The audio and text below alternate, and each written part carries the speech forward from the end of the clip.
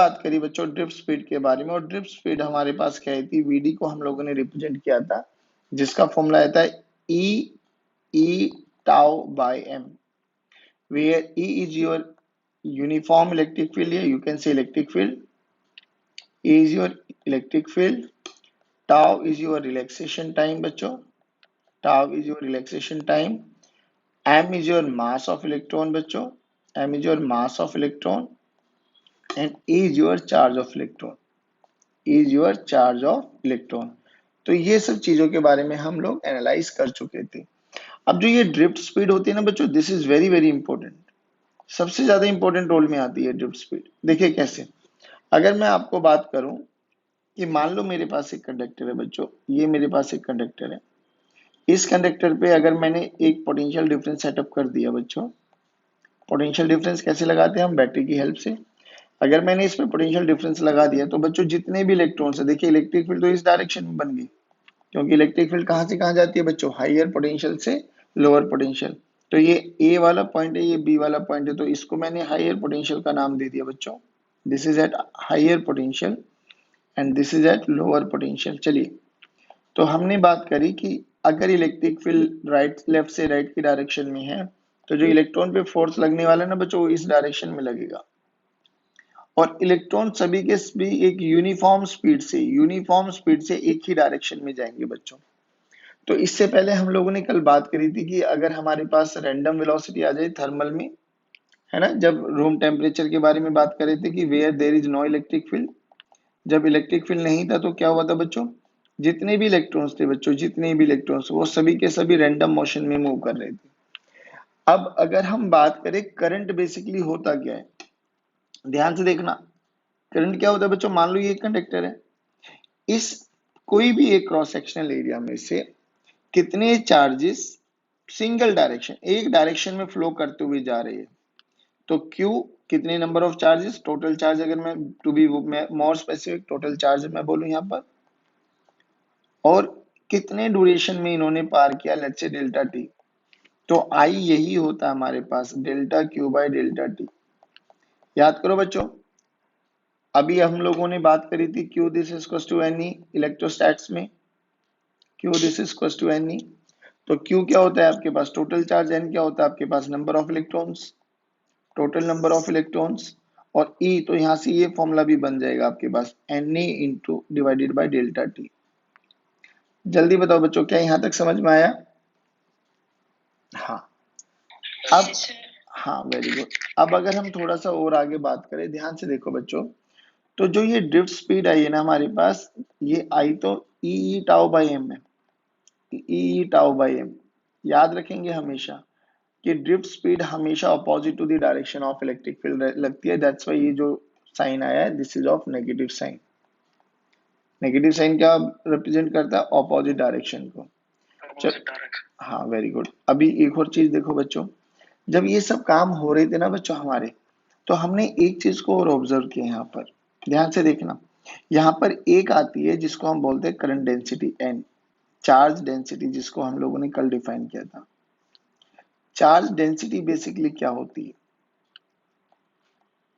देखिए charge density होती है number of charge per unit volume, number of charge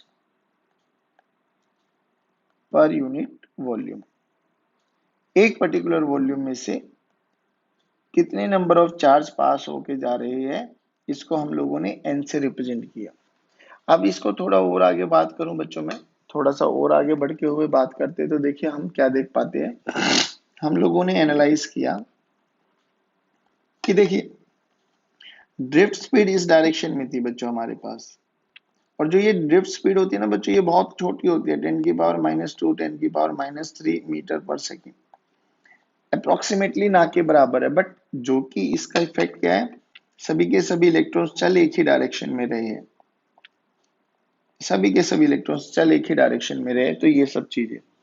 अब इस टाउ के बारे में देखो, अब ये टाउ क्या है बच्चों, हमने बोला था टाउ रिलैक्सेशन टाइम होता है, tau is your relaxation time. अब ये रिलैक्सेशन टाइम का क्या मतलब है सर, एक कोलिजन से लेके दूसरे, यानी जब ये कोलिजन कर रही है इस ड्यूरेशन में, जब तक वो रिलैक्स रहा था, ये रिलैक्सेशन टाइम था टाउ। सोचो, अगर मैं इस कंडक्टर में टेम्परेचर को इंक्रीज कर दूं, टेम्परेचर को बढ़ा दूं, तो बच्चों जो ये इलेक्ट्रॉन्स के पास पहले एनर्जी थी, ऑन इंक्रीजिंग द टेम्परेचर, तो एनर्जी बढ़ेगी या घटेगी? जल्दी बताओ बच्चों, एनर्जी बढ़ेगी या घटेगी? तो सर एनर्जी तो बढ़ेगी। बढ़ेगी तो ये बताओ, ये रिलैक्सेशन टाइम क्या हुआ, ये कम रहे हो जाएगा या ज्यादा हो जाएगा? सर अब तो जल्दी जल्दी कोलिजन होना स्टार्ट हो जाएंगे। तो एक ये रिलेशन बहुत इंपॉर्टेंट है, इसको याद रखना है बच्चों आपको, क्या कि जब टाउ जो होता है ना वो इनवर्सली प्रोपोर्शनल टू टेम्परेचर होता है, relaxation time is inversely proportional to temperature. एक चीज और बच्चों, जो ये टाउ होता है ना, this is property of conductor, मतलब क्या हुआ सर? मतलब ये हुआ बच्चों, ये है ना, जब जब कंडक्टर, मान लो मैंने कॉपर का कंडक्टर लिया, दिस इज कॉपर, मैंने एल्यूमिनियम का कंडक्टर लिया, दिस इज एल्यूमिनियम, तो इसके लिए टाउ अलग है, इसके लिए टाउ अलग है, this is tau for copper, this is tau for aluminium. यानी यहाँ से एक चीज और समझ में आई होगी आप लोगों को, कि बेसिकली टाउ मटेरियल की प्रॉपर्टी होती है, मटेरियल चेंज टाउ चेंज, पहली बात। और ऑन इंक्रीजिंग टेम्परेचर टाउ भी भैया कम या बढ़ जाता है, बेसिकली दोनों में इनवर्सली प्रोपोर्शनल का रिलेशन है। अब यहाँ से हमें ये सब चीजें याद रखनी थी बच्चों। एक चीज और होती है बच्चों जिसको हम बोलते हैं mobility, mobility is represented by mu, mobility is represented by mu. Mobility क्या होता है? It is nothing but ratio of drift speed by electric field. कभी कभार एक नंबर के क्वेश्चन में पूछा जाता है what do you mean by mobility. तो अब सिंपल सी बात याद रखना आपको, मोबिलिटी क्या होता है बच्चों? Relation between, basically ratio of drift speed divided by electric field. तो देखो क्या बना, इधर बना ई tau by M, E tau by M. अभी देखो बच्चों, मान लो मेरे पास एक कंडक्टर है, ये एक कंडक्टर है मेरे पास, इस कंडक्टर में मैं बोल के चल रहा हूँ कि मेरे पास इलेक्ट्रॉन भी है और मेरे पास प्रोटॉन भी है। तो मेरे पास इलेक्ट्रॉन भी है और मेरे पास प्रोटॉन भी है। चलिए इस पे पॉजिटिव, थोड़ा साइड करना, दिखाई नहीं दे रहा। ओके ओके ओके, अभी देखिए, अभी सही है। हाँ, हाँ, इलेक्ट्रॉन भी और प्रोटॉन भी, और दोनों पे चार्ज ई होता है बच्चों, दोनों पे चार्ज ई होता है, लेकिन इसका मास ऑफ इलेक्ट्रॉन है, इसका मास ऑफ प्रोटॉन है। तो हमें पता है mass of proton is greater then mass of electron, ये तो हमें सबको पता। अगर mass of proton mass of electron से बड़ा है बच्चों, तो थोड़ा सा आप आइडिया लगाओ यहाँ पर। देखिए mobility, mobility is inversely proportional to mass, क्योंकि देखिए दोनों का चार्ज सेम है बच्चों, एक ही मटेरियल लिया है कॉपर, तो उसका टाउ भी सेम है। तो आपके पास जो मोबिलिटी है वो इनवर्सली प्रोपोर्शनल टू एम है। अब बताओ इसमें जो आपके पास जब पार्टिकल्स चलने का मौका मिलेगा इस कंडक्टर में, मोबिलिटी का मतलब होता है कौन फ्रीली दौड़ सकता है, तो बताओ कौन सबसे ज्यादा फ्रीली दौड़ेगा? तो सर सबसे ज्यादा फ्रीली वो दौड़ेंगे जिसका मास कम होगा। मास किसका कम है? इलेक्ट्रॉन्स का। तो मोबिलिटी ऑफ इलेक्ट्रॉन्स ज्यादा होती है बच्चों, मोबिलिटी ऑफ इलेक्ट्रॉन्स ज्यादा होती है, mobility of electrons is high. ये पॉइंट आपको याद रखने हैं बच्चों। जल्दी बताइए बच्चों, इतना समझ में आया आप लोगों को? Yes sir. पक्का? Yes sir. हाँ, वेरी गुड। चलिए, अब ये चीज समझ में आ गई ना, 2 मिनट का टाइम दे दो मुझे, एक बारी मुझे स्क्रीनशॉट ले लेना, वो शेयर मैं अपने आप कर दूंगा, तुम्हें टेंशन लेने की कोई जरूरत नहीं है। चलिए अब आगे बढ़ते हैं। आगे बढ़ते हुए हम देखते हैं कि relation between drift velocity and current. Basically एक बहुत सुंदर सा रिलेशन होता है। मैं फिर कह रहा हूं बच्चों, this is very very important, this is very very important.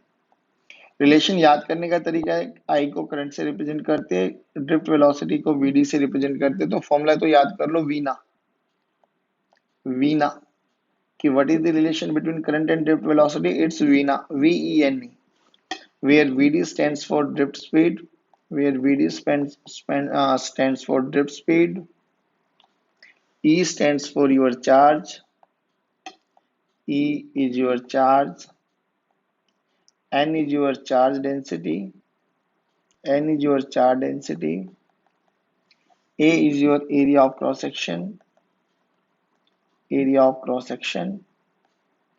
चलिए अब देखो बच्चों हमने क्या करना है, अब इसका प्रूफ देखते हैं। प्रूफ बहुत इंपॉर्टेंट है। दो दो नंबर में पूछा जाता है बच्चों। मान लो ये हमारे पास एक कंडक्टर है, दिस इज अ कंडक्टर, ठीक बच्चों। अब इस कंडक्टर में से कितना, देखो हमें निकालना आई, आई का फॉर्मूला हमें पता है d q by d T होता है। किसी भी स्मॉल इंस्टेंट के लिए हम बात कर ले।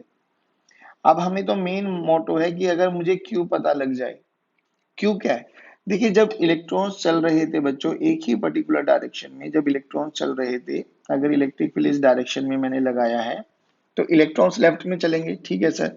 अब जब इलेक्ट्रॉन्स लेफ्ट में चलेंगे तो एक चीज देखो, मान लो ये क्रॉस सेक्शनल एरिया है ये।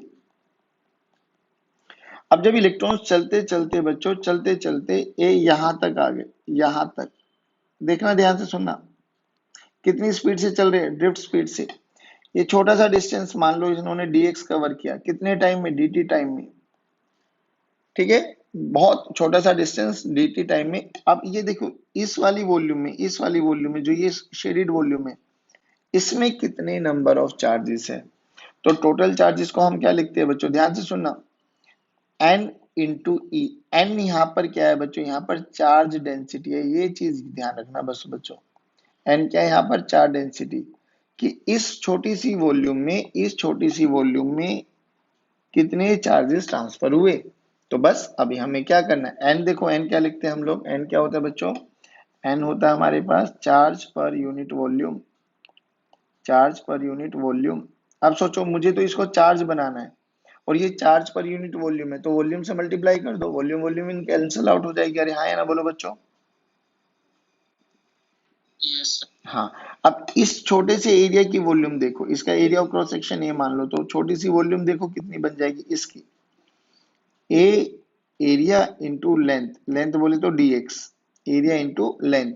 अब dx को हम क्या लिख सकते हैं बच्चों, देखिए जो कि स्पीड हम लोगों ने कांस्टेंट मानी है, ड्रिफ्ट स्पीड, कितने टाइम में लगा है dt, तो D v into D T, यानी drift speed into D T. चलो तो वॉल्यूम देखो, यहाँ पे वॉल्यूम है बच्चों, ये वॉल्यूम कितनी हो जाएगी, a into v d into D t. चलिए बस अब यहाँ पे आई निकाल लो, आई का फॉर्मूला क्या होता है, d q by d t, d q की वैल्यू देखो n इंटू वॉल्यूम, वॉल्यूम की वैल्यू क्या होगी, a into v d into D t into e divided by d t से डिवाइड कर दो, d t will cancel out. तो देखिए करंट का रिलेशन आ गया बच्चों हमारे पास, करंट का रिलेशन क्या आ गया बच्चों, I this is equal to V D E N A, V D E N A. अब ये रिलेशन बहुत इंपॉर्टेंट है बच्चों, एक चीज और, अभी कल देखो हमने एक एक फॉर्मूला और पढ़ा था, नाउ आई डिवाइडेड बाय ए कर दो, आई डिवाइडेड बाय ए कर दो, तो ये रिलेशन देखो क्या हो गया, वी डी ई एन। अब बताओ ये क्या होता है, जल्दी बताइए ये क्या होता है, कल ही पढ़ा है बच्चों हम लोगों ने, this is drift speed, drift मतलब current density, this is your current density. ये हमारे पास करंट डेंसिटी होता है जिसका फॉर्मूला होता है v D e into n. जल्दी बताइए बच्चों क्या ये रिलेशन समझ में आया। हाँ वेरी गुड, अगर ये सब चीजें समझ में आ गई, एक सेकंड रुकना बच्चों, hold on for a second, very good.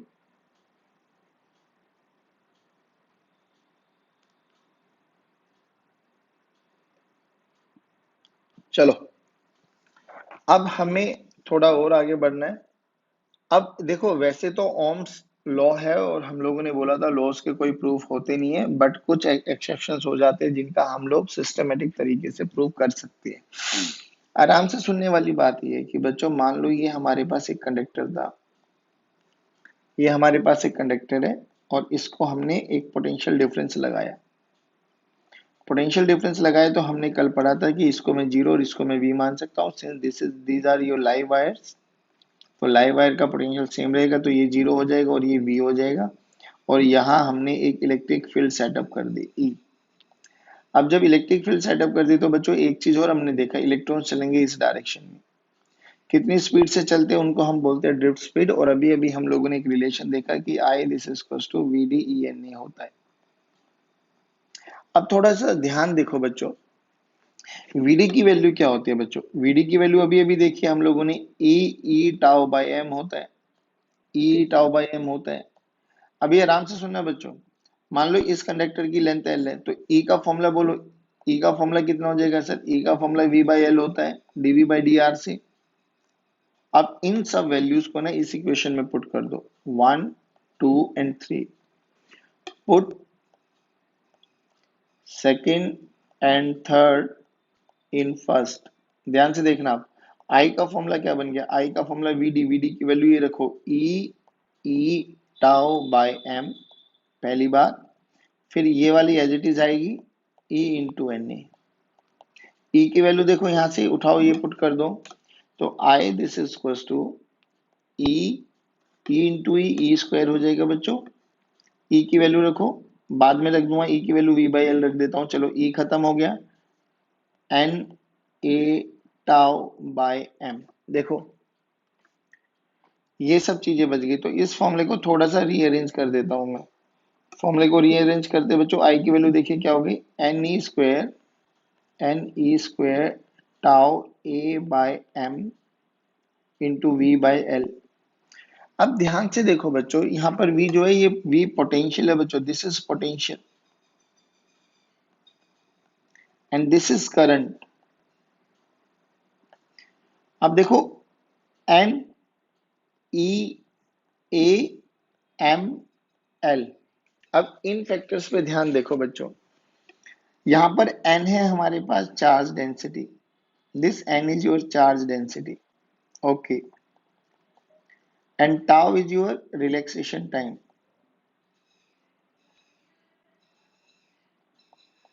tau is your relaxation time. बच्चों ये दोनों जो प्रॉपर्टी मैं लिख रहा हूं ना, इन प्रॉपर्टीज को मैं बोल सकता हूं कि these properties are property of material. ये मटेरियल की प्रॉपर्टी है बच्चों, इसको ध्यान से समझना। क्यों मैंने बोला जब तक मटेरियल चेंज नहीं होगा, मान लो ये कॉपर का कंडक्टर है, जब तक ये कॉपर है ना बच्चों, तो इसका एन भी सेम रहेगा। और अगर मैं सेम टेम्परेचर के बारे में बात कर रहा हूँ, टेम्परेचर को मैंने कांस्टेंट बोल दिया बच्चों, कांस्टेंट टेम्परेचर बोलने से क्या फायदा हुआ सर? हमें पता है tau is inversely proportional to temperature. अगर टेम्परेचर मैंने कांस्टेंट बोल दिया तो बताइए बच्चों रिलैक्सेशन टाइम सेम रहेगा? बिल्कुल सेम रहेगा। तो ये दोनों की दोनों प्रॉपर्टी किसकी प्रॉपर्टी है बच्चों? मटेरियल की प्रॉपर्टी, एन एंड टाउ। अच्छा बाकी सब देखो, E charge of electron, A area of cross section ये वाला area, M mass of electron, L length of conductor, तो ये सारी की सारी चीजें कांस्टेंट है बच्चों। ध्यान से देखो, तो मैं कह सकता हूं E square N A tau by M into L, ये सारी की सारी टर्म्स एक कांस्टेंट टर्म्स है। कब? Eight constant temperature, at constant temperature. बचा कौन? v, तो ये v हो गया। अब ध्यान से देखो बच्चों, क्या मैं इस पूरी की पूरी कांस्टेंट को is directly proportional to v, देखो ये ओम्स लॉ थी, याद करो ओम्स लॉ ने यही तो बोला, current in a conductor is directly proportional to potential difference across the conductor. जल्दी बताओ। हाँ, अब जो ये चीज है ना बच्चों, ये चीज, तो देखो इसको हमने क्या बोला, I this is equal to V by R. Now ये जो पूरा का पूरा है ये 1/r के बराबर है बच्चों। तो यहां से 1/r की वैल्यू क्या बनी बच्चों? 1/r की वैल्यू क्या बनी? E square tau into A into N by M L. तो आर की वैल्यू देखो क्या बन गई, आर की वैल्यू बन गई बच्चों m l by n e square tau into a. This is resistance, this is resistance. ध्यान से देखने वाली क्या बात है बच्चों, यहाँ पर ध्यान से देखने वाली बात ये है सर कि जो रेजिस्टेंस है ना, देखो वो L length of the conductor पे डिपेंड करता है बच्चों, लेंथ ऑफ द कंडक्टर पे डिपेंड करता है, एरिया ऑफ क्रॉस सेक्शन पे डिपेंड करता है, एरिया ऑफ क्रॉस सेक्शन पे डिपेंड करता है। बाकी देखो एम ई, ये तो mass of electron, charge of electron है, and N into A, these are property of conductor, these are properties of conductor. अब इतनी चीजें होने के बाद तो हमें यहाँ से एक चीज समझ में आया बच्चों कि जो रेजिस्टेंस है वो लेंथ पे डिपेंड करता है, एरिया पे डिपेंड करता है, और कौन सा कंडक्टर मैं लेके चल रहा हूँ उस पे भी डिपेंड करता है। जल्दी बताइए बच्चों, क्या ये चीजें समझ में आई आप लोगों को? Yes sir. पक्का? चलिए अगर ये सब चीजें समझ में आ गई तो अब देखिए बच्चों, दीज आर सम फैक्टर्स जो हम बात करते हैं कि जो आपके पास V equals to I R है ना, आई आर में जो ये R है ये कुछ फैक्टर्स पे डिपेंड करता है बच्चों। कौन कौन से फैक्टर है बच्चों? वो रेजिस्टेंस डिपेंड्स ऑन मटेरियल। कौन सा मटेरियल आप लेके चल रहे हो बच्चों? आप कॉपर का लेके चल रहे हो, आप एल्यूमिनियम का लेके चल रहे हो, ये वाले मैटर पे डिपेंड करता है। Depends on dimension. डायमेंशन का मतलब क्या है बच्चों? एक कंडक्टर आपने ऐसा ले लिया और एक कंडक्टर आपने कॉपर का ही कह रहा हूं मैं, एक कॉपर का कंडक्टर ऐसे ले लिया, तो क्या दोनों का रेजिस्टेंस सेम होगा क्या? ये R1 मान लो, इसका R2 मान लो, नहीं, क्योंकि रेजिस्टेंस के फॉर्मूले में देखा हम लोगों ने ml by n square tau है, एन स्क्वायर टाउ है। लेंथ सेम है but area of cross section, इसका एरिया ऑफ क्रॉस सेक्शन अलग है, इसका एरिया ऑफ क्रॉस सेक्शन अलग है। तो सेम मटेरियल का होने के बावजूद भी डायमेंशंस अलग अलग है, दैट्स व्हाई ये। तो resistance depends on direction of current. अब ये वाला फैक्टर आपने शायद 10th स्टैंडर्ड में नहीं पढ़ा था, ये समझना बच्चों। ये क्या कह रहा है कि मान लो हमारे पास ये कोई भी एक रेक्टेंगुलर बॉक्स है बच्चों, ठीक है, एक क्यूबॉइड है बेसिकली, मैं अगर बात करूं, आराम से सुना बच्चों इसको। अब वो ये कह रहा है कि अगर करंट ऐसे फ्लो कर रहा है आई, इसकी ये लेंथ मान लेते हैं एल, ये हाइट मान लेते हैं बी, और ये डेप्थ मान लेते हैं डी, ठीक है। अगर करंट ऐसे चल रहा है तो इसका रेजिस्टेंस मान लेते हैं R1, और करंट मैंने ऐसे फ्लो करा दिया सेम मटेरियल में, सेम मटेरियल में मैंने करंट ऐसे फ्लो करा दिया, this is length, this is height and this is depth, और अब मैंने करंट ऐसे फ्लो करा दिया बच्चों, ध्यान से देखना, ऐसे। Now this is the current और डायरेक्शन ऑफ करंट। तो इसमें R1 है, इसमें R2 है, तो वो ये कहता है कि R1 is not equal to R2। ये डायरेक्शन पे भी डिपेंड करता है, पहली बात। अब ये कितना होता है वो धीरे धीरे जब हम लोग इसमें आगे बढ़ेंगे वो समझ लेंगे। जल्दी बताइए, इतना समझ में आया बच्चों आपको?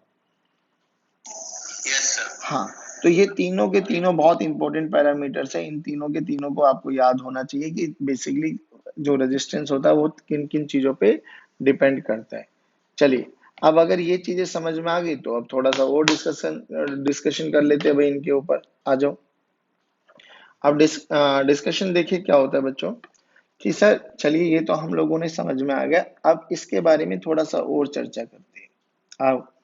अब बच्चों देखो, सबसे पहली बात, आर रेजिस्टेंस होता है हमारे पास, ठीक है, और जो यहाँ पर कभी कभार 1/R मिलेगा, तो 1/R को हम बोलते हैं कंडक्टेंस, 1/R को बोलते हैं हम कंडक्टेंस। कंडक्टेंस जैसे हम लोगों ने बोला रेजिस्टेंस की यूनिट ओम होती है ना बच्चों, ओम, ऐसे ही कंडक्टेंस की यूनिट होती है महो, उल्टा ऑफ ओम, उल्टा ऑफ ओम, MHO, ये सिंबल होता है बच्चों। एक वर्ड होता है जिसको हम बोलते हैं बच्चा rho, rho is your resistivity, this is your resistivity. और रेजिस्टिव, हाँ बेटा, रेजिस्टिविटी का उल्टा होता है बच्चों आपके पास कंडक्टिविटी, कंडक्टिविटी। जो रेजिस्टिविटी की यूनिट होती है बच्चों वो होती है मोहो पर मीटर, मोहो पर मीटर। तो कंडक्टिविटी इसकी उल्टी हो जाएगी, मीटर पर मोहो। हाँ, बात समझ में आ गई बच्चों? अब देखिए, अब आपको एक चीज मैं यहाँ से प्रूव कराता हूँ जिससे सबसे ज्यादा इंपॉर्टेंट रिजल्ट है वो आपको याद भी रखना है। देखिए क्या हमने बोला कि रियलिटी में देखिए हमारे पास रेजिस्टेंस जो होता है ना बच्चों, रेजिस्टेंस हमने बोला वो ML/N/E² टाउ ए के बराबर होता है। ध्यान से देखने वाली क्या बात है कि ये वाला जो ये वाला है ना एक कांस्टेंट होता है बच्चों, ये एक कांस्टेंट है। इस कांस्टेंट को उन्होंने नाम दे दिया रेजिस्टिविटी का, M/N² टाउ। अब ध्यान से देखो, रेजिस्टिविटी किस पे डिपेंड करती है? क्या रेजिस्टिविटी लेंथ पे डिपेंड कर रही है? नहीं। क्या रेजिस्टिविटी ए पे डिपेंड कर रही है? नहीं। तो रेजिस्टिविटी तो किस पे डिपेंड कर रही है भैया? Mass of electron, charge of electrons, n number density, और टाउ रिलैक्सेशन टाइम। ध्यान से देखो, अगर मैं बात कर रहा हूं at constant temperature, at constant temperature मैंने बच्चों ये कॉपर का एक कंडक्टर ले लिया, ठीक है, और दूसरा भी कंडक्टर मैंने कॉपर का ही लिया, ये भी मैंने कॉपर का ही कंडक्टर लिया। इसका रेजिस्टेंस अलग है, इसका रेजिस्टेंस अलग है, बट इन दोनों की क्या चीज सेम रहेगी बच्चों? देखो कॉपर है, ये भी कॉपर का है, टेम्परेचर कांस्टेंट है बच्चों, तो पहली बात तो टाउ सेम हो गया, ये दोनों फैक्टर भी सेम हो जाएंगे, ये वाले सॉरी। अब जो ये n है n, तो n तो बच्चों जो इसके लिए एप्लीकेबल होगा वही इसके लिए होगा, क्योंकि n तो प्रॉपर्टी है मटेरियल की, तो सेम मटेरियल है बच्चों, तो दोनों के लिए सेम, तो इन दोनों का रेजिस्टिविटी सेम रहने वाली है बच्चों। तो ये वाला पॉइंट आप ध्यान रख लेना, resistivity is the property of material. जब तक मटेरियल चेंज नहीं करेंगे, जब तक रेजिस्टिविटी चेंज नहीं होगी, ये लाइन को लिख लेना बच्चों, resistivity it is the property of material, it is the property of material। और हिंदी में टैगलाइन क्या याद रखेंगे? जब तक मटेरियल चेंज नहीं करेंगे, मटेरियल चेंज नहीं करेंगे, तब तक रो चेंज नहीं होगा। देखो अब आपके पास दो चीजें आ गई बच्चों, कि जो रेजिस्टिविटी है वो मटेरियल की प्रॉपर्टी, और जो रेजिस्टेंस है, देखिए रेजिस्टेंस का फॉर्मूला हो गया बच्चों रो एल बाई, ये फॉर्मूला आप लोगों ने 10th में पढ़ा होगा, रो एल बाई। लेकिन हमें तो इन दोनों का फॉर्मूला याद रखना है अलग अलग, M L by N square tau A, और रेजिस्टिविटी क्या हो गई बच्चों, रेजिस्टिविटी क्या हो गई बच्चों, m by N square tau a, tau. देखो ध्यान से, अब मैं आपको एक चीज समझाने की कोशिश कर रहा हूँ बच्चों, यहाँ से वो चीज क्या है, वो चीज देखो, कि अगर मेरे पास एक कंडक्टर है बच्चों, एक कंडक्टर है मेरे पास, ठीक है, इस कंडक्टर के मैंने दो टुकड़े कर दिए, दो टुकड़े कर दिए, ये लेंथ L हो गई और ये लेंथ L हो गई, और इनिशियली इसकी लेंथ 12 थी। तो दो टुकड़े होने के बाद यानी एक कंडक्टर अब ऐसा हो गया और एक कंडक्टर अब ऐसा हो गया। दो टुकड़े करने के बाद क्या चीज चेंज हो जाएगा? देखिए सर, लेंथ चेंज हो गई अब, तो इसका रेजिस्टेंस अगर R था तो इसका रेजिस्टेंस अब मान लो R1 हो गया और इसका रेजिस्टेंस R2 हो गया। तो लेंथ चेंज करने से, इसकी कॉन्फ़िगरेशन चेंज करने से, डायमेंशन चेंज करने से रेजिस्टेंस तो चेंज हो गया, बट क्या चीज सेम रही बच्चों? दो इन तीन, रेजिस्टिविटी सर, इसकी भी रेजिस्टिविटी रो है, इसकी भी रेजिस्टिविटी रो है सर, और इसकी भी रेजिस्टिविटी रो है। तो ये चीज ध्यान रखना बच्चों, टुकड़े करने से डायरेक्शन मतलब बेसिकली रेजिस्टेंस चेंज हो जाएगा, मटेरियल चेंज, मटेरियल जब तक चेंज नहीं होगा रेजिस्टिविटी सेम रहने वाली है। चलिए अब तुम्हें एक चीज और बता देता हूँ जिससे तुम्हें थोड़ा सा अच्छा लगे। मान लो हमने बात करी थी कि बेसिकली करंट पे भी डिपेंड करता है रेजिस्टेंस, और रेजिस्टेंस का फॉर्मूला ये है बच्चों। अब इस फॉर्मूले में ना आपको ध्यान रखना है, ये तो रेजिस्टिविटी हो गई, ये एल क्या होगा? अब ये बहुत देखो, आज का लेक्चर भी बेसिकली लेक्चर रहने वाला है। एल देखो, एल क्या है? एल इज डायरेक्शन, मतलब लेंथ, एक सेकेंड रुको, ये क्या हुआ? एल क्या होता है? लेंथ, और ये लेंथ क्या होगी? कौन सी लेंथ लेंगे सर? तो दिस, ये लेंथ लेंगे, length is along the direction or you can say flow of current, वो वाली लेंथ लेके चलेंगे जो करंट के साथ साथ चल रही है, और एरिया हमेशा perpendicular to the flow of current, perpendicular to the flow of current. अब चलिए एक न्यूमेरिकल करके दिखा लेते हैं जिससे हमें थोड़ा सा यकीन हो जाए। हमने बोला बच्चों करंट ऐसे फ्लो कर रहा है, करंट ऐसे फ्लो कर रहा है आई, ठीक है। अब मान लेते हैं कि इसकी ये वाली लेंथ ए है बच्चों, ये वाली लेंथ इसकी बी है, एक क्यूबॉइड मान लिया हम लोगों ने, और ये वाली लेंथ इसकी सी है। तो करंट ऐसे फ्लो कर रहा है बच्चों, बिल्कुल।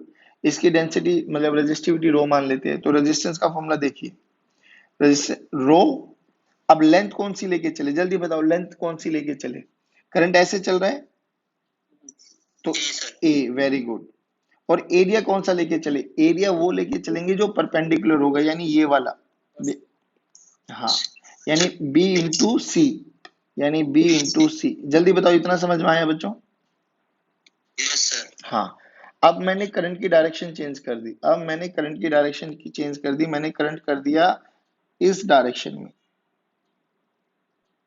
चलो, अब करंट अगर इस डायरेक्शन में कर दिया तो ये इसको I1 बोल देता हूँ, इसको 2, तो ये R1 हो गया। R2 बोलो अब कैसे निकालो सर, रो तो रो रहेगा।